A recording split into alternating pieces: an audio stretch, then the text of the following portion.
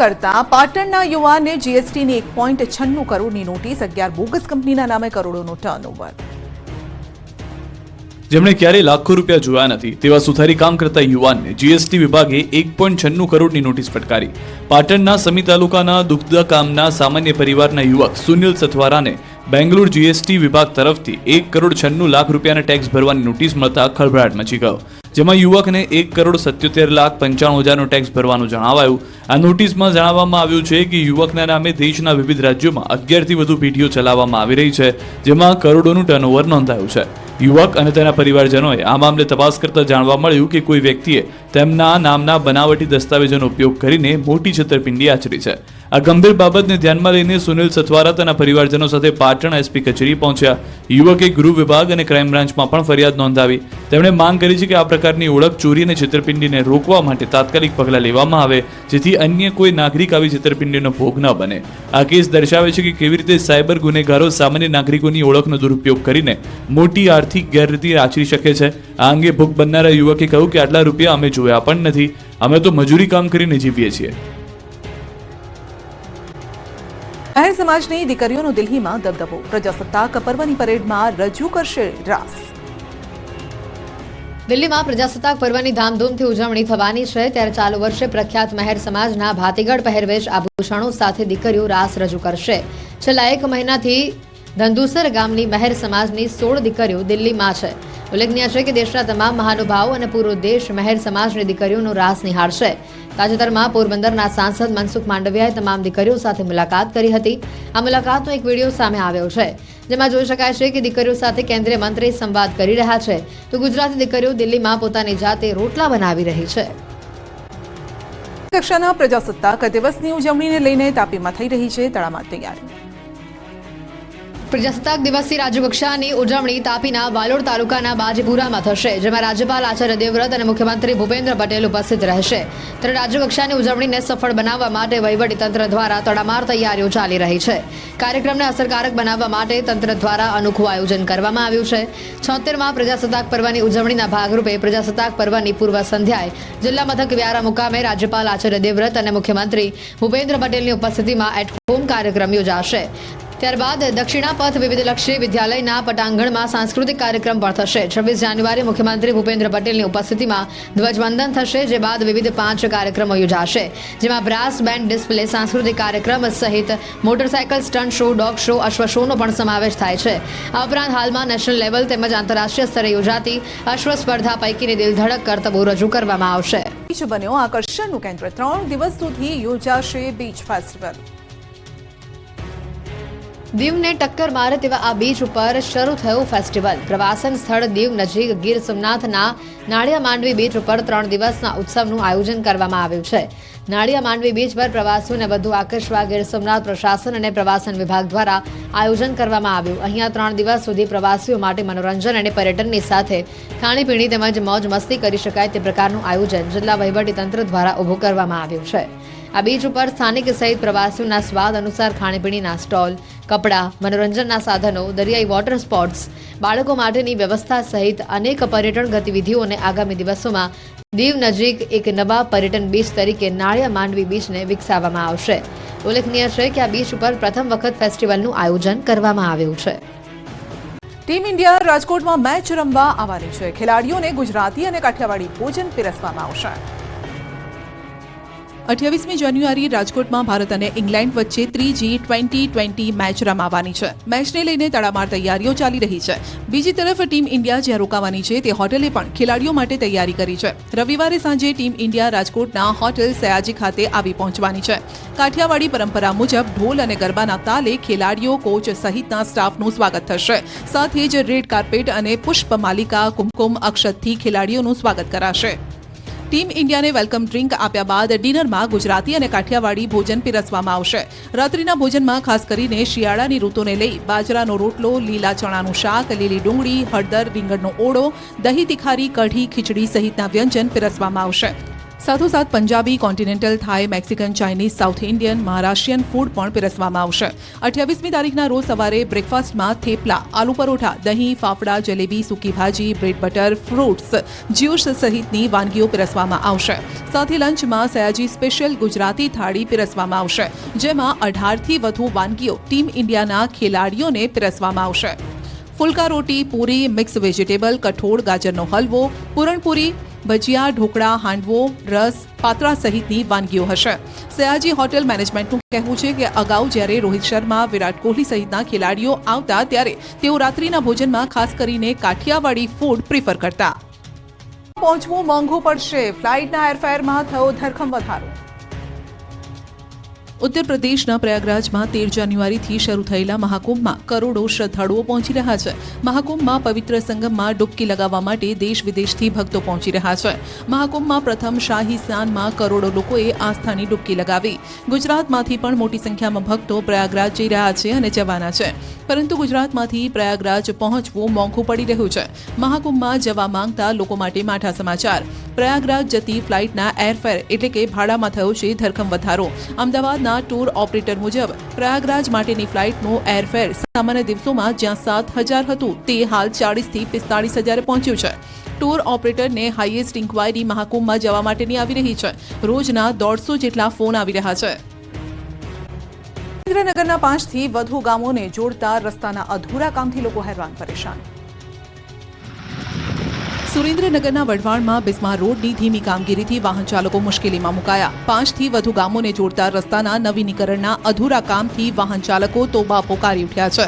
વઢવાણના માળોદ, ગોલડિયાદ, રામપરા સહિતના ગામોને સુરેન્દ્રનગર સાથે જોડતા બિસ્માર રોડના નવીનીકરણની તંત્રએ 3 માસ અગાઉ જ કામગીરી હાથ ધરી હતી. અંદાજિત 3 કિલોમીટરના આ રસ્તાને નવો બનાવવાની કામગીરી શરૂ કરીને રસ્તા પર મેટલ નાખી કામગીરી હાથ ધરાઈ. પરંતુ થોડા દિવસ કામગીરી કર્યા બાદ આ રોડનું કામ અધૂરું મૂકી દેવાયું, જેથી રોડ પર ધૂળની ડમરીઓ ઉડી રહી છે. વાહન ચાલકોને અકસ્માતનો ભય સતાવી રહ્યો છે. સ્થાનિકોના કહ્યા મુજબ આ રસ્તા પર ગુરુકુળ શૈક્ષણિક સંકુલ આવેલું છે, તેમજ 5થી વધુ ગામોના વિદ્યાર્થીઓ સહિતના હજારો લોકો દૈનિક આ રસ્તાનો ઉપયોગ કરે છે. તેમને મોટી હાલાકી વેઠવાનો વારો આવ્યો છે. રોડ પર ઠેર ઠેર માટી અને કપચીના ઢગલાના કારણે અજાણ્યા વાહન ચાલકોને અકસ્માતનો ભય સતાવે છે. તંત્ર જાણે રસ્તાની નવીનીકરણની કામગીરી શરૂ કર્યા બાદ આ રસ્તાને જો ભૂલી ગયું હોય તેવી સ્થિતિ સર્જાય છે. ત્યારે વહેલી તકે રોડનું સમારકામ કરવાની લોકમાંગ છે. નીકળ્યો કોલ્ડ પ્લેનો સિંગર, અડધી રાત્રે મોપેડ પર કરી સવારી.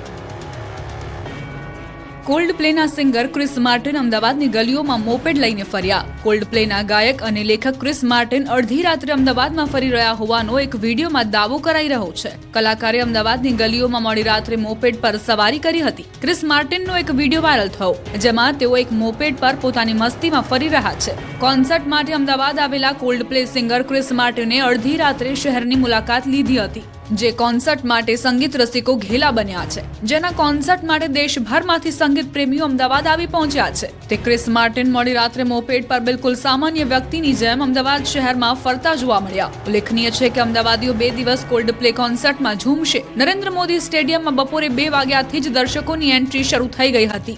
હરિદ્વાર જતા ગુજરાતીઓ માટે ખુશખબર, ભાવનગરથી સપ્તાહમાં 2 વખત ટ્રેન ઉપડશે. હરિદ્વાર જતા શ્રદ્ધાળુઓ માટે ખુશ ખબર આવ્યા છે. ભાવનગરથી હરિદ્વાર જતી ટ્રેન હવે અઠવાડિયામાં 2 વખત ઉપડશે.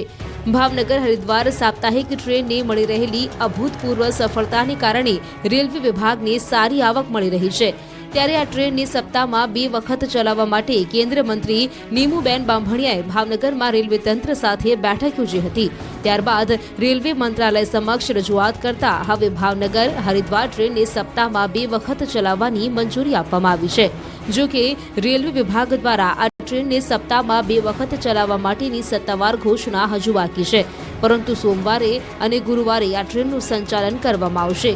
અત્રે ઉલ્લેખનીય છે કે જો આ ટ્રેનને વાયા દિલ્હી ચલાવવામાં આવે તો યાત્રાના કલાકો અને મુસાફરી ભાડામાં પણ રાહત મળી શકે તેમ છે. ઘરના ઘરનું સ્વપ્ન રહ્યું અધૂરું, 9 વર્ષ બાદ પણ લાભાર્થીઓને નથી મળ્યા આવાસ.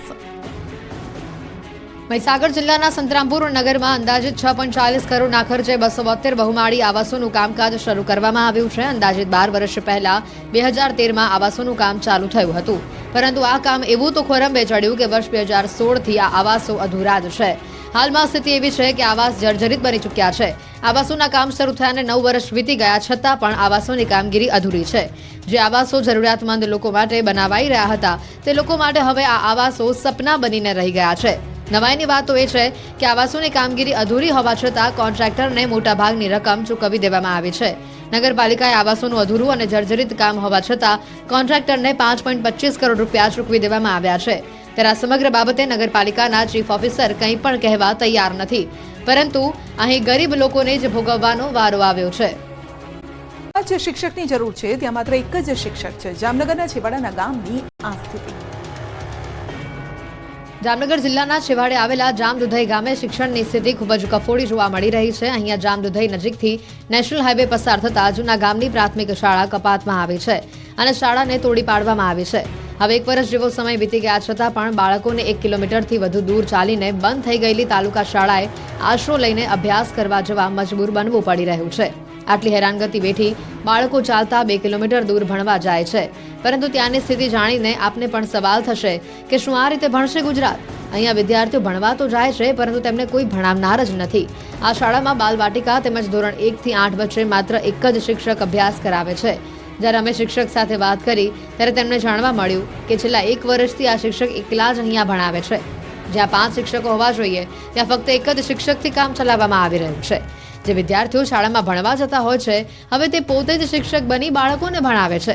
વિદ્યાર્થીઓનું કહેવું છે કે તેમને ભણાવવા ફક્ત એક જ શિક્ષક છે અને એ પણ એક સાથે 90 વિદ્યાર્થીઓને કેવી રીતે ભણાવે, તેથી તેઓ પોતે જ અન્ય વિદ્યાર્થીઓને ભણાવે છે. ધોરણ 5 તેમજ ધોરણ 8માં ભણતા વિદ્યાર્થીઓ શાળામાં ભણાવી રહ્યા છે. સ્કૂલમાં ગટરના પાણીનો મુદ્દો ગરમાયો. મનપાની વોટર સપ્લાય સમિતિની બેઠકમાં ઉગ્ર ચર્ચા.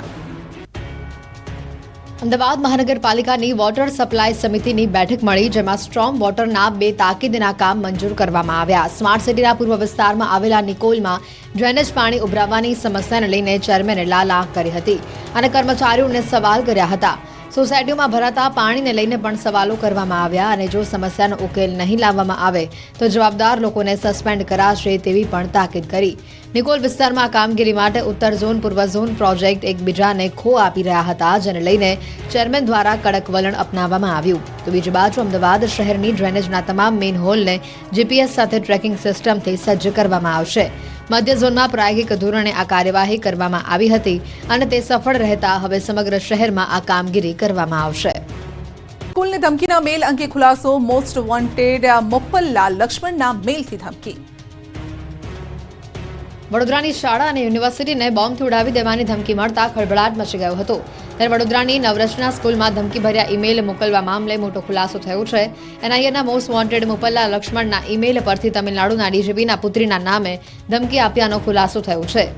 મેલ ટુ tor.com નામના આ ડાર્ક વેબ ઉપરથી ધમકીભર્યો ઈમેલ મોકલાયો છે. ડ્રગ્સ કેસથી ધ્યાન હટાવવાની બ્લાસ્ટની જરૂર છે તેવું આ ઈમેલમાં લખાણ હતું. ત્યારે આ ઈમેલ ક્યાંથી આવ્યો તેની પોલીસે તપાસ શરૂ કરી છે. પોલીસે ડોગ સ્ક્વોડને સાથે રાખીને શાળામાં તપાસ કરી હતી. ઈમેલમાં પાઇપલાઇનમાં બોમ્બ મૂક્યો હોવાનો ઉલ્લેખ હતો, જેને લઈને બીડીએસની ટીમે સ્કૂલ અને યુનિવર્સિટી પહોંચી તપાસ હાથ ધરી હતી. ત્યારે પોલીસે ધમકી મોકલનારની તપાસ શરૂ કરી છે.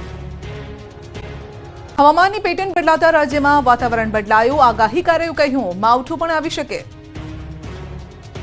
ઉનાળાને હજુ વાર હોવા છતાં રાજ્યના વાતાવરણમાં આવી ગયો છે જોરદાર બદલાવ. હાલ દરેકને સવાલ થઈ રહ્યો છે કે આખરે 14મી જાન્યુઆરી બાદ ઠંડી ઘટવાના બદલે કેમ ફરી આવી રહી છે. હવામાન વિભાગ ઉપરાંત હવામાન નિષ્ણાતોએ મોટી આગાહી કરી છે. હાલ દરેકને સવાલ થઈ રહ્યો છે કે આખરે 14મી જાન્યુઆરી બાદ ઠંડી ઘટવાના બદલે કેમ ફરી આવી. આખરે ફેબ્રુઆરીના શું હાલ હશે? હવામાન વિભાગના મતે 27મી જાન્યુઆરી સુધી કાતિલ ઠંડીનો મારો રહેશે. આગાહીકાર અંબાલાલ પટેલના મતે 30 જાન્યુઆરીથી 4 ફેબ્રુઆરી સુધી ફરી માવઠું આવશે. જો કે ખાસ વાત એ છે કે માવઠા બાદ ફરી ગુલાબી ઠંડીનો મારો રહી શકે છે. આગાહીકાર પરેશ गोस्वामीના મતે કાતિલ ઠંડીનો આ છેલ્લો રાઉન્ડ હશે.